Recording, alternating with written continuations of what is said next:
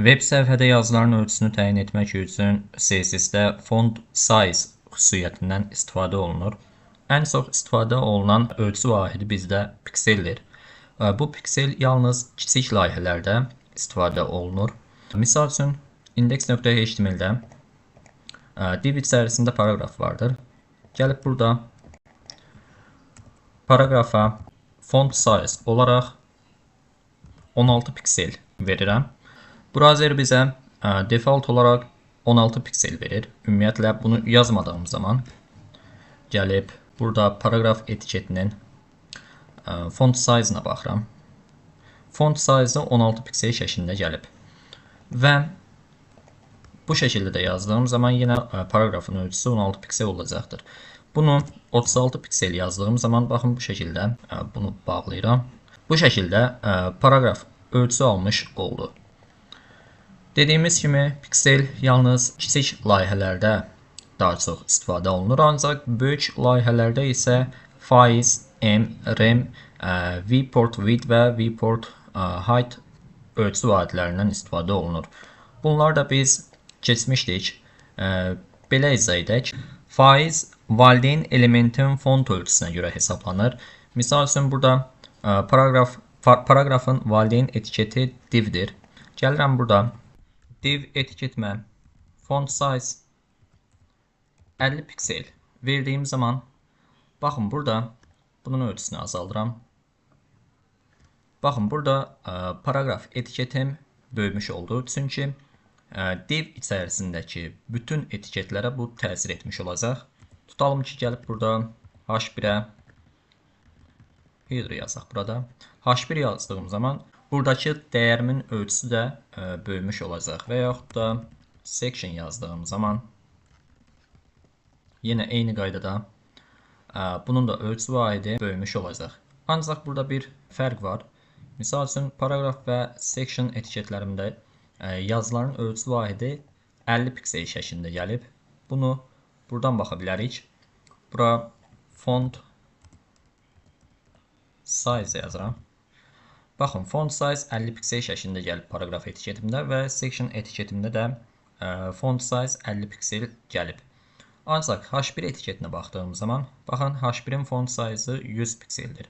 Niyə? Çünki H1 default olaraq, misal üçün bunu mən yoruma alıram, bunu da yoruma alım. Ekranı böyüdürəm və header-a baxdığım zaman, header-ın default olaraq ölçü vahidi 32 piksel şəklində gəlib.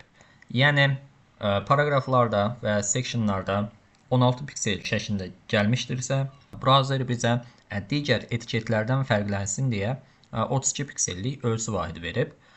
Və burada divə 50 piksel verdiyim zaman, burada H1-in ölçü vahidi 2 qat artmış olacaq, 100 piksellik ölçü vahidi gəlmiş olacaq. Yəni, mən burada da font size 100% yazdığım zaman paragrafa yenə bu valideyn etiketindəki font size-ın ölçüsünü almış olacaqdır. Əgər mən bunu 120 yazsam, bu valideyn etiketinin 1.2 qat deməkdir. Daha sonra buradakı M valideynin font size-ına görə əsaslanır. Misal üçün gəlib bunu 5M verdiyim zaman 5M 5-i 16-ya vuracaq, 80 piksel verəcək. Burada 2M yazdığım zaman baxın, burada paragrafın ölçüsü 160 piksel olacaq. Çünki bu artıq 80 pikseldir və 80-i 2-yə vurduğumuz zaman 160 piksellik ölçü vahidi almış olacaq. Və sıradakı rem ölçü vahididir. Rem də HTML-in font size-ına görə hesablanır.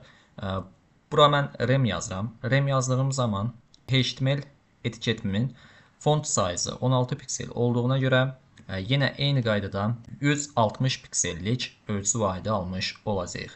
Və viewport width və viewport height ekran eninin və ya hündürlüyünün faizinə görə hesablanır. Misal üçün mən gəlib burada 5 viewport width yazdığım zaman bu ekran eninin 5%-nə qədər olan hissənin font size-ını belə deyək bizə vermiş olacaqdır.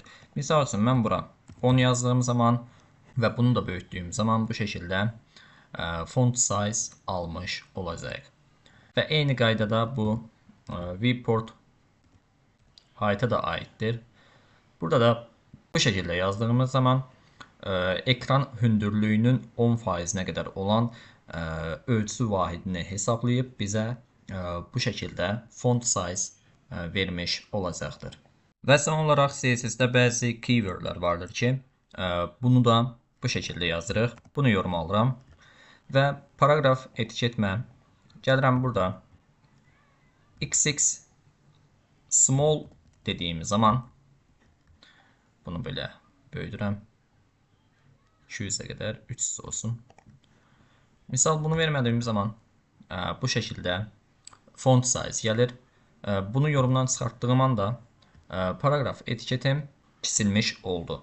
Və yaxud da ki X small deyirəm. X small dediyim zaman bu şəkildə font size gəlir və ya small dediyim zaman isə bunun kiçik font size gəlmiş olur.